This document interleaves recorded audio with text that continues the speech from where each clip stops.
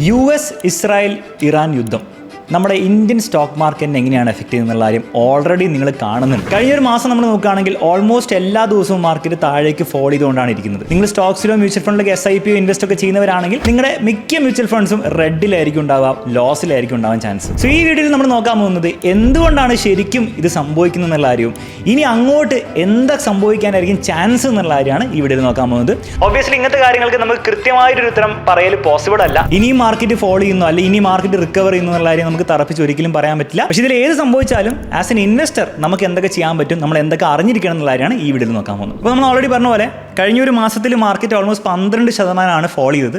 കഴിഞ്ഞൊരു വർഷത്തെ റിട്ടേൺ ഒക്കെ നമ്മൾ നോക്കുകയാണെങ്കിൽ കാര്യമായിട്ട് റിട്ടേൺസ് ഒന്നും ഉണ്ടാക്കിയിട്ടില്ല. ഈവൻ ഗോൾഡിന്റെ കാര്യം നമ്മൾ നോക്കുകയാണെങ്കിൽ കഴിഞ്ഞ 1-2 വർഷം ഗംഭീര റിട്ടേൺസ് ആണ് ഗോൾഡും സിൽവറൊക്കെ തന്നത്. പക്ഷേ ഈ യുദ്ധം എസ്കലേറ്റ് ചെയ്ത നിമിഷം മുതൽ ഗോൾഡും സിൽവറും രണ്ടും കാര്യമായിട്ട് ഫോൾ ആണ് ചെയ്തത്. ഈവൻ ഗോൾഡിന് നമ്മൾ നോക്കുകയാണെങ്കിൽ കഴിഞ്ഞ ഒരു മാസത്തിൽ 15% ഗോൾഡ് വീണത്. അപ്പോൾ ഇപ്പോഴത്തെ അവസ്ഥയിൽ നമ്മൾ ഏത് ഇൻവെസ്റ്റ്മെന്റ് നോക്കിയാലും അത് സ്റ്റോക്ക് മാർക്കറ്റ് ആയിക്കോട്ടെ, ഗോൾഡ് ആയിക്കോട്ടെ, സിൽവർ ആയിക്കോട്ടെ, ഒന്നിനും സ്ട്രെങ്ത് ഇല്ല. എല്ലാം ഒരു ബെയർ ടെറിട്ടറിയിലാണെന്ന് നമുക്ക് പറയാൻ പറ്റും. സിമ്പിൾ ആയിട്ടുള്ള ഭാഷയിൽ പറഞ്ഞാൽ എല്ലാം ഒരു ചത്ത മൂഡിലാണുള്ളത്. അങ്ങനത്തെ ഒരു സന്ദർഭത്തിൽ നമ്മൾ ശരിക്കും ചിന്തിക്കേണ്ട ഒരു കാര്യം, ഇതൊക്കെ ശരിക്കും വാറന്റഡ് ആണോ, ഇതിന് ശരിക്കും കാരണം ഉണ്ടോ എന്നുള്ള കാര്യമാണ്. കാരണം യുദ്ധം നടക്കുന്നത് ഇന്ത്യയിലോ അല്ലെങ്കിൽ ഇന്ത്യയുടെ നെയ്ബറിംഗ് ആയിട്ടുള്ള കൺട്രീസിലൊന്നും അല്ല, മറ്റുള്ള കൺട്രീസ് തമ്മിലുള്ള യുദ്ധമാണ് നടക്കുന്നത്. പക്ഷേ സഫർ ചെയ്യുന്നത് ഇന്ത്യൻ സ്റ്റോക്ക് മാർക്കറ്റും അതുപോലെ നമ്മൾ ഇൻവെസ്റ്റ് ചെയ്ത പൈസയൊക്കെയാണ്. അപ്പോൾ ഇതിന്റെ കാരണം എന്താ? ഓൾറെഡി നിങ്ങൾക്ക് ഒരു ധാരണ ഉണ്ടാവുമായിരിക്കും, എന്നാൽ അത് നമുക്ക് ഒന്നും കൂടി സിംപ്ലിഫൈഡ് ആയിട്ട് ഒന്ന് ക്ലിയർ ആക്കാം. ഫസ്റ്റ് മനസ്സിലാക്കേണ്ടത്, ഇന്ത്യയിൽ വരുന്ന ക്രൂഡ് ഓയിലിന്റെ ഓൾമോസ്റ്റ് 88% ഇന്ത്യ ഇമ്പോർട്ടാണ് ചെയ്യുന്നത്. ഈ ഇമ്പോർട്ട് ഇന്ത്യയിൽ 30% ക്രൂഡ് ഓയിലും വരുന്നത് സ്ട്രെയിറ്റ് ഓഫ് ഹോർമൂസിൽ കൂടിയാണ്. പ്രശ്നം എന്താണെന്ന് വെച്ചാൽ കഴിഞ്ഞൊരു മാസം ഈ യുദ്ധം സ്റ്റാർട്ട് ചെയ്തതിനു ശേഷം ഈ സ്ട്രെയിറ്റ് ഓഫ് ഹോർമൂസിലൂടെ ഇറാൻ ഓയിൽ കടത്തി വിടുന്നില്ല. അതായത് നമുക്ക് കിട്ടേണ്ട ഓയിൽ നമുക്ക് കിട്ടുന്നില്ല. നമുക്കിന്ന് മാത്രമല്ല, പല കൺട്രീസിൻ ലോകത്തിൽ അവർക്ക് വേണ്ട ഓയിൽ വേണ്ട വിധ രീതിയിൽ കിട്ടുന്നില്ല. അതുകൊണ്ട് തന്നെ ഓയിലിന്റെ പ്രൈസ് ഓൾ ടൈം ഹൈ വരെ ഹിറ്റ് ചെയ്തു.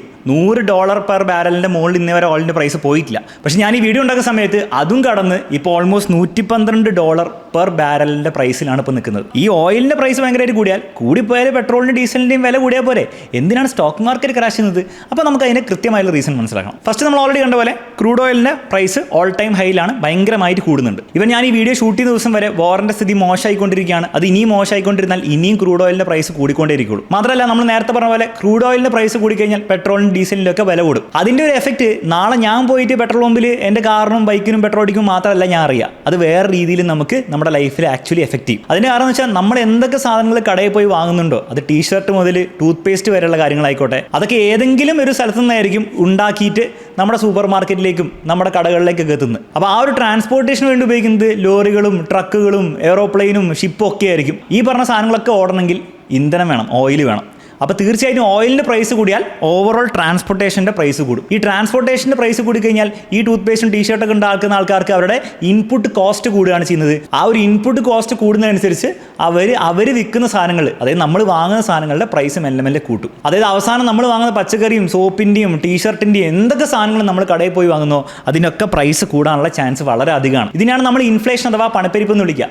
ജനറലി എല്ലാ വർഷവും ഒരു ഇൻഫ്ലേഷൻ 4% ഒക്കെ ഹെൽത്തിയാണ്. പക്ഷേ ഇങ്ങനത്തെ വോറൊക്കെ വന്നു കഴിഞ്ഞാൽ മാസങ്ങൾ കൊണ്ടായിരിക്കും ചിലപ്പോൾ ആ 4%, 5% ഹിറ്റ് ചെയ്യാനുള്ള ചാൻസ്. ഞാനിപ്പോൾ പറഞ്ഞ സംഗതി ഭയങ്കര രൂക്ഷമായുള്ള പ്രശ്നം ഡബിൾ സൈഡ് എഫക്റ്റ് ആയിരിക്കും ഇവിടെ ഉണ്ടാവുക. അതായത് ഇൻഫ്ലേഷൻ വഴി പ്രൈസ് എല്ലാം കൂടുന്ന സമയത്ത് ആൾക്കാർ സ്പെൻഡ് ചെയ്യുന്ന കുറയ്ക്കും. അങ്ങനെ സ്പെൻഡ് ചെയ്യുന്ന കുറച്ച് കഴിഞ്ഞാൽ ഈ കമ്പനീസിനെ അത് ഈവൻ മോർ ഹേർട്ട് ചെയ്യും. കാരണം അവരുടെ റവന്യൂ കുറയും. അങ്ങനെ കമ്പനീസിന്റെ റവന്യൂ കുറഞ്ഞു കഴിഞ്ഞാൽ ഒബ്വിയസ്ലി ഇന്ത്യൻ സ്റ്റോക്ക് മാർക്കറ്റ് താഴേക്ക് പോകും. കാരണം ഇന്ത്യൻ സ്റ്റോക്ക് മാർക്കറ്റിൽ നമ്മൾ വാങ്ങുന്നതും വിൽക്കുന്നതും ആക്ച്വൽ കമ്പനീസാണ്, ബിസിനസ്സുകൾ നടത്തുന്ന കമ്പനീസാണ്. ആ കമ്പനീസിൻ്റെ ഒക്കെ റവന്യൂ കുറഞ്ഞു കഴിഞ്ഞാൽ ആ കമ്പനീസിന്റെ വേർത്ത്, അവരുടെ വാല്യൂവും കുറയാണ് ചെയ്യുന്നത്.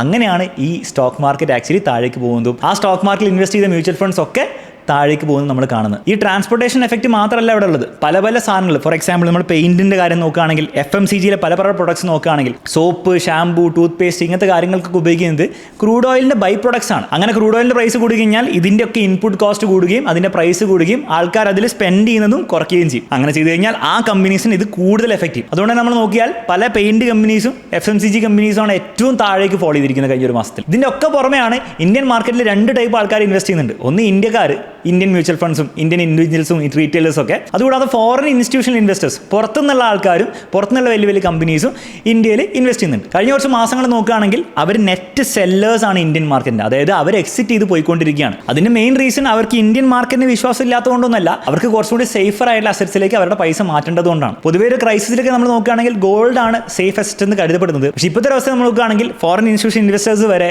അവർ ഗോൾഡിലേക്കല്ല പൈസ മാറ്റുന്നത്. അവർ കൂടുതൽ US ഡോളേഴ്സിലേക്കോ അല്ലെങ്കിൽ US ട്രഷറി ബിൽസിലേക്കൊക്കെയാണ് പൈസ മാറ്റുന്നത്. അപ്പോൾ ഇവർ ഇന്ത്യൻ മാർക്കറ്റിൽ നിന്ന് പൈസ വലിക്കുമ്പോൾ അത് ഇന്ത്യൻ മാർക്കറ്റിനെ കൂടുതൽ ഹേർട്ടാണ് ചെയ്യുന്നത്. അപ്പോൾ ഇത്രയും കാരണങ്ങൾ കൊണ്ടാണ് കഴിഞ്ഞ ഒരു മാസത്തിൽ വളരെ ക്ലിയർ ആയിട്ട് നമുക്ക് മനസ്സിലാവും ഇന്ത്യൻ മ്യൂച്വൽ ഫണ്ട്സ് ആയിക്കോട്ടെ, സ്റ്റോക്ക് മാർക്കറ്റ് ആയിക്കോട്ടെ, താഴേക്ക് തന്നെയാണ് പോയിക്കൊണ്ടിരിക്കുന്നത്. ഇനി അടുത്ത ചോദ്യം ഇവിടെ വരുന്നത്, ഈ താഴേക്ക് പോകുന്നത് ആക്ച്വലി ഭയങ്കര ലോങ് ടേമിൽ ഡേഞ്ചറസ് ആയിട്ടുള്ള കാര്യമാണോ?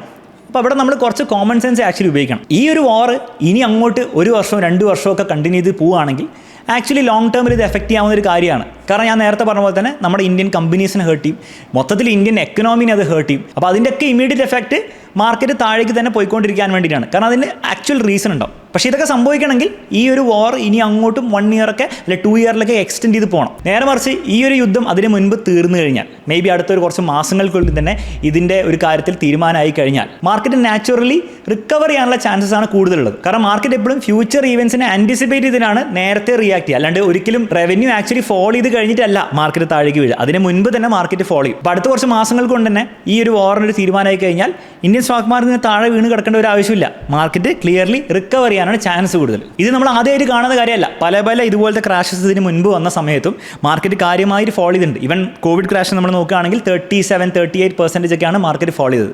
പക്ഷേ അതിനുശേഷമുള്ള അടുത്ത 3 മാസത്തിലും 9 മാസത്തിലും നമ്മൾ ജനറലി നോക്കുകയാണെങ്കിൽ മാർക്കറ്റ് കാര്യമായിട്ടാണ് റിക്കവർ ചെയ്തത്. ഒരിക്കലും ഇതിൻ്റെ അർത്ഥം ഈ പ്രാവശ്യവും എക്സാക്ട്ലി ഇതുപോലെ സംഭവിക്കുന്നതല്ല. ജസ്റ്റ് നമ്മൾ ഹിസ്റ്റോറിക്കലി നോക്കുകയാണെങ്കിൽ ഇതാ സംഭവിച്ചതെന്ന് പറയാൻ പറ്റുള്ളൂ. അപ്പോൾ ഇതൊരു ന്യൂട്ടൻ്റെ ലോ പോലത്തെ ഒരു ലോ ഒന്നുമല്ല. മാർക്കറ്റ് ഫോൾ ചെയ്താൽ മാർക്കറ്റ് തിരിച്ച് റിക്കവർ ചെയ്തേ പറ്റുള്ളൂന്നില്ല. അതിൻ്റെ ഒരു ലോജിക്കൽ റീസൺ ആണ്. ഫോർ എക്സാമ്പിൾ നമ്മൾ കോവിഡിൻ്റെ കാര്യത്തിൽ നോക്കുകയാണെങ്കിൽ കോവിഡ് വന്ന സമയത്ത് പല ബിസിനസ്സും ഷട്ട് ഡൗൺ ആയി, ആൾക്കാർ പുറത്തിറങ്ങാതെയായി, കമ്പനീസിൻ്റെ റവന്യൂ ആക്ച്വലി ഫോൾ ആയി. അപ്പോൾ ഈ ഒരു ക്രാഷ് അന്നത്തെ സമയത്ത് നമ്മൾ നോക്കുകയാണെങ്കിൽ ലോജിക്കലായിരുന്നു, ആക്ച്വലി ക്രാഷ് ആവണമായിരുന്നു. ഇത്രത്തോളം ക്രാഷ് ആവണോ എന്നുള്ള കാര്യം ഒരു ഡിബേറ്റബിൾ ആയിട്ടുള്ള കാര്യമാണ്. പക്ഷേ അവിടെ ഒരു ക്രാഷ് ആക്ച്വലി ആവശ്യമായിരുന്നു. കാരണം എല്ലാവർക്കും ഹോപ്പ് നഷ്ടപ്പെട്ടു. ആക്ച്വലി കമ്പനീസിൻ്റെ റവന്യൂ ഒക്കെ ഫോളോ ചെയ്യാനുള്ള ചാൻസ് ഉണ്ടായിരുന്നു. പക്ഷേ എന്താണ് ആക്ച്വലി സംഭവിച്ചത്? എല്ലാവരും മെല്ലെ പുറത്ത് വരാൻ തുടങ്ങി, ലോക്ക്ഡൗൺ ഒക്കെ ഒഴിവാക്കി, എക്കണോമി പഴയ പോലെ തന്നെ വീണ്ടും ഫംഗ്ഷൻ ചെയ്യാൻ തുടങ്ങി. അപ്പോൾ അതിൻ്റെ ഒരു എഫക്റ്റ് ആയിട്ടാണ് മാർക്കറ്റ് റിക്കവർ ചെയ്തത്. നേരെ മറിച്ച് കോവിഡിൻ്റെ സമയത്ത് ഇങ്ങനെ അല്ലായിരുന്നു സംഭവിച്ചത്. അതായത് 1, 2, 3 വർഷമൊക്കെ ലോക്ക്ഡൗണിൽ തന്നെ പോയിക്കൊണ്ടിരിക്കുകയാണ്. ആൾക്കാർക്ക് പുറത്തിറങ്ങാൻ പറ്റാത്തൊരവസ്ഥ ആയിരുന്നെങ്കിൽ, അങ്ങനെ ആയില്ല, പക്ഷെ അങ്ങനെ ആയിരുന്നെങ്കിൽ ഈ ഒരു റിക്കവറി ഒരിക്കലും ഉണ്ടാകാൻ പോകുന്നില്ല. അറ്റ്ലീസ്റ്റ് 1, 2, 3 വർഷത്തിൽ ഉണ്ടാകാൻ പോകുന്നില്ല. അതിനുശേഷം മേ ബി ഉണ്ടാവുമായിരിക്കും. അപ്പോൾ ഞാൻ പറയുന്നത് വളരെ സിമ്പിളായിട്ട് ഇത്രയേ ഉള്ളൂ. ഇതൊരു ന്യൂട്ടൻ്റെ ലോ പോലെ, ഫിസിക്സിൻ്റെ ലോ പോലെ നമുക്ക് ചിന്തിക്കാൻ പറ്റുന്ന ഒരു കാര്യമല്ല. ഈ വാർ ഇനി അങ്ങോട്ട് കുറേ നാൾ കണ്ടിന്യൂ ചെയ്തിട്ടില്ലെങ്കിൽ, അതിൻ്റെ എഫക്റ്റ് ഇനി അങ്ങോട്ട് കുറേ നാൾ ഉണ്ടായിട്ടില്ലെങ്കിൽ നാച്ചുറലി സ്റ്റോക്ക് മാർക്കറ്റ് റിക്കവർ ചെയ്യേണ്ടതാണ്. ഇതിന് പുറമെ നമ്മൾ നോക്കുകയാണെങ്കിൽ മറ്റൊരു ഇൻട്രസ്റ്റിംഗ് ആയ ഒരു ഡേറ്റാ പോയിന്റ് ഞാൻ കണ്ടതാണ്. അതായത് ഏതൊരു 18 മാസവും നമ്മുടെ നിഫ്റ്റി, നമ്മുടെ സ്റ്റോക്ക് മാർക്കറ്റ് 0 റിട്ടേൺസ് ആണ് ഓൾമോസ്റ്റ് ഉണ്ടാക്കിയെങ്കിൽ, അങ്ങനെ പലപ്പോഴും 18 മാസങ്ങളിൽ 1.5 വർഷങ്ങളിൽ ഇതുപോലെ 0 റിട്ടേൺസ് ഉണ്ടാക്കിയ സമയങ്ങളുണ്ട്. ഇപ്പോഴും നമ്മൾ നോക്കുകയാണെങ്കിൽ ആ ഒരു സമയമാണുള്ളത്. കഴിഞ്ഞ 1.5 വർഷം നമ്മൾ നോക്കുകയാണെങ്കിൽ സ്റ്റോക്ക് മാർക്കറ്റ് ഓൾമോസ്റ്റ് 0 റിട്ടേൺസ് ഉണ്ടാക്കിയത്. അപ്പോൾ അങ്ങനെ നമ്മൾ ഇതിന് മുൻപും ഇതുപോലത്തെ 1.5 വർഷം 0 റിട്ടേൺസ് ഉണ്ടാക്കിയ എല്ലാ സിറ്റുവേഷനും നമ്മൾ നോക്കിയാൽ അതിനുശേഷമുള്ള 12 മാസം അഥവാ 1 വർഷവും 3 വർഷത്തെ റിട്ടേൺസ് അത്യാവശ്യം ഡീസൻ്റ് ആയിട്ടുള്ള റിട്ടേൺസ് ആണ് തന്നിരിക്കുന്നത്. അതായത് പലപ്പോഴും 1.5 വർഷം റിട്ടേൺസ് തന്നില്ലെങ്കിൽ അടുത്തൊരു വർഷത്തിൽ റിട്ടേൺസ് തരാനുള്ള ചാൻസ് കൂടുതലാണെന്നുള്ള കാര്യമാണ് ഡേറ്റ പറയുന്നത്. അത് എപ്പോഴും അങ്ങനെ സംഭവിക്കണമെന്നില്ല. ചിലപ്പോൾ ഒക്കെ വലിയ കാര്യമായിട്ടുള്ള റിട്ടേൺസ് തരാതിരുന്നിട്ടുമുണ്ട്. പക്ഷേ ജനറലി നമ്മൾ നോക്കുകയാണെങ്കിൽ ഓൺ ആൻ ആവറേജ് നമ്പേഴ്സ് പറയുന്നത് ഒരു വർഷം 30% റിട്ടേൺസും 3 വർഷത്തേക്ക് നമ്മൾ നോക്കുകയാണെങ്കിൽ ഓൾമോസ്റ്റ് 76% റിട്ടേൺസ് ഒക്കെയാണ് market on an average historically തന്നത്. ഇനി വീണ്ടും ഞാൻ ആവർത്തിക്കുന്നു, ഇതിൻ്റെ അർത്ഥം ഇപ്രാവശ്യവും ഈ ആവറേജ് വരുന്ന നമ്പർ തരണമെന്നല്ല. പക്ഷേ നിങ്ങൾ സ്റ്റോക്ക് മാർക്കറ്റിലും അല്ലെങ്കിൽ മ്യൂച്വൽ ഫണ്ടിലൊക്കെ ഇൻവെസ്റ്റ് ചെയ്യുന്നവരാണെങ്കിൽ നിങ്ങൾക്കിപ്പോൾ ഓഡ്സ് കുറച്ചുകൂടി ഫേവറബിൾ ആണ്. നിങ്ങൾക്ക് റിട്ടേൺസ് കൂടുതൽ ഉണ്ടാക്കാനുള്ള ചാൻസ് കൂടുതലാണ്. ആ ഒരു കാര്യം നമുക്ക് പറയാൻ പറ്റുള്ളൂ. ഇനി ഒരു റെഗുലർ ഇൻവെസ്റ്റർ SIP ഒക്കെ മ്യൂച്വൽ ഫണ്ടിൽ ചെയ്യുന്ന ഒരാളാണ് നിങ്ങളെങ്കിൽ നിങ്ങൾ ഇത്രയും ചിന്തിക്കേണ്ട ആവശ്യമുള്ളൂ. നിങ്ങൾക്ക് ഡീസൻ്റ് ആയിട്ട് ഒരു അസറ്റ് അലൊക്കേഷൻ ഉണ്ടെങ്കിൽ, നമ്മൾ എല്ലാ വീഡിയോസിനും പറയുന്നതാണ്, വെറുതെ നിങ്ങൾ സ്റ്റോക്ക് മാർക്കറ്റിൽ കൊണ്ട് എല്ലാ പൈസ ഇട്ടുകൊണ്ടിരുന്നിട്ട് കാര്യമൊന്നുമില്ല. SIP ചെയ്തിട്ട് 12% ഇങ്ങനെ വെയിറ്റ് ചെയ്തുകൊണ്ടിരുന്ന കാര്യമില്ല. നിങ്ങൾ അസറ്റ് അലൊക്കേഷൻ ഫോളോ ചെയ്യണം. എന്നിട്ട് ഈ ഒരു 70% അല്ല 60% എത്രയാണോ നിങ്ങൾ മ്യൂച്വൽ ഫണ്ടിലും അല്ലെങ്കിൽ ഇക്വിറ്റിയിൽ ഇൻവെസ്റ്റ് ചെയ്യുന്നതെങ്കിൽ അത് നിങ്ങൾ ലോങ് ടേമിലേക്ക് മാത്രമേ ചിന്തിക്കാൻ പാടുള്ളൂ. മിനിമം അവിടെ 5 ഇയേഴ്സ് ആണ് പറയുക. പക്ഷേ ഐഡിയലി 7+ ഇയേഴ്സിന് നിങ്ങൾക്ക് ആവശ്യമില്ലാത്ത പൈസ, അതിനുശേഷം മാത്രമേ തുടരേണ്ട ആവശ്യമുള്ളൂ എന്നുള്ള പൈസ നിങ്ങൾ ഇതിലിട്ടുകൊണ്ടിരിക്കുക. ബാക്കിയുള്ള പൈസ നിങ്ങൾക്ക് സ്റ്റെബിലിറ്റിക്ക് വേണ്ടിയിട്ട്, നിങ്ങൾക്ക് ഇമ്മീഡിയറ്റ് ആയിട്ട് കാര്യങ്ങൾക്ക് വേണ്ടിയിട്ട് വെച്ചുകൊണ്ടിരിക്കുക. നിങ്ങൾ FDയിലോ അല്ലെങ്കിൽ ഡെറ്റ് മ്യൂച്വൽ ഫണ്ടിലോ ഒക്കെ ഇൻവെസ്റ്റ് ചെയ്യുക. ഇങ്ങനെ ചെയ്യുന്ന ഒരാളെ സംബന്ധിച്ചിടത്തോളം നിങ്ങൾ ഈ കാര്യങ്ങൾ ഓർത്ത് പേടിക്കേണ്ട ആവശ്യമൊന്നുമില്ല.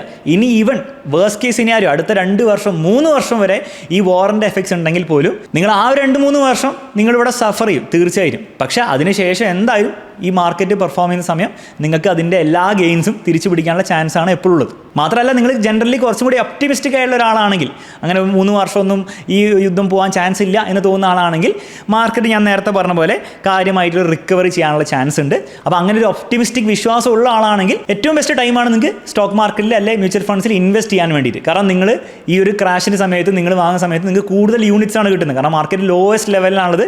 അപ്പോൾ നിങ്ങളുടെ SIP-യിലൂടെയും അല്ലാത്ത ലംസം ഇൻവെസ്റ്റിലൂടെ നിങ്ങൾക്ക് കൂടുതൽ യൂണിറ്റ്സ് ആണ് കിട്ടുന്നത്. പക്ഷെ അങ്ങനെ നിങ്ങൾ ബൈ ഓൺ ഡിപ്പ് എന്ന് പറഞ്ഞ സ്ട്രാറ്റജി വെച്ച് ചെയ്യുമ്പോൾ ഒരു വലിയ ട്രാപ്പ് ഉള്ളത്, ഒരിക്കലും ഇതാണ് ഏറ്റവും മാർക്കറ്റിൻ്റെ ലോവസ്റ്റ് എന്ന് ആരും പറഞ്ഞിട്ടില്ല. ഇപ്പോൾ ഓൾമോസ്റ്റ് നിഫ്റ്റി 22,400 500 ലെവലിലാണുള്ളത്. ഇനി അങ്ങോട്ട് 21,000 പോയില്ലാന്നോ 20,000 പോയില്ലാന്നോ ആരും പറഞ്ഞിട്ടില്ല. അപ്പോൾ ഈ ബൈ ഓൺ ഡിപ്സ് സ്ട്രാറ്റജി ഉപയോഗിക്കുന്ന സമയത്ത് നമ്മളെപ്പോഴും അവെയർ ആയിരിക്കണം മാർക്കറ്റിന് ഇനിയും താഴേക്ക് പോകാന്നുള്ള കാര്യം. അങ്ങനെ ഇനിയും താഴേക്ക് പോയാലും സന്തോഷത്തോടെ കൂടുതൽ വാങ്ങാൻ പറ്റുന്ന ഒരാളാണ് നിങ്ങളെങ്കിലേ ഈ ഒരു സ്ട്രാറ്റജി ഉപയോഗിച്ചിട്ട് കാര്യമുള്ളൂ. അല്ലാത്ത ഒരാളാണ് നിങ്ങളെങ്കിൽ ജനറലി SIP കണ്ടിന്യൂ ചെയ്തുകൊണ്ടിരിക്കുകയാണ് നിങ്ങൾക്ക് നല്ലത്, ഗിവൺ നിങ്ങൾ ലോങ് ടേമിലേക്ക് ഇൻവെസ്റ്റ് ചെയ്യുന്ന ഒരാളാണെങ്കിൽ. സോ അത്ര കാര്യങ്ങൾ ഈ വീഡിയോയിൽ പറയാനുള്ളൂ. ഈ വീഡിയോയിലൂടെ ഓവറോൾ ഈ ഒരു വാറിൻ്റെ സ്റ്റോക്ക് മാർക്കറ്റിലെ ഇമ്പാക്റ്റ് അതിൻ്റെ ഒരു ബേസിക് ആയിട്ടുള്ള റൈഡിൽ നിന്ന് കിട്ടിയെന്ന് വിചാരിക്കുന്നു. ഒബ്വിയസ്ലി നമുക്കിവിടെ പ്രവചനങ്ങളൊന്നും ചെയ്യാൻ പറ്റില്ല, അത് ചെയ്തിട്ട് കാര്യമില്ല. പക്ഷേ എന്തൊക്കെ സിനാരിയോസ് ആണ് നടക്കാൻ ചാൻസ് ഉള്ളതെന്നും അതിലൊക്കെ നിങ്ങൾക്ക് എങ്ങനെ റിയാക്ട് ചെയ്യാമെന്നും ആ റിയാക്ട് ചെയ്യുന്നതിലൂടെ എങ്ങനെ നിങ്ങൾക്ക് ലോങ് ടേമിലേക്ക് വെൽത്ത് ഉണ്ടാക്കാൻ പറ്റുമെന്നുള്ള കാര്യത്തിൻ്റെ ഒരു ഐഡിയ തരാനാണ് ഈ ഒരു വീഡിയോയുടെ ഉദ്ദേശം. അത് നടന്നു എന്നാണ് എൻ്റെ പ്രതീക്ഷ.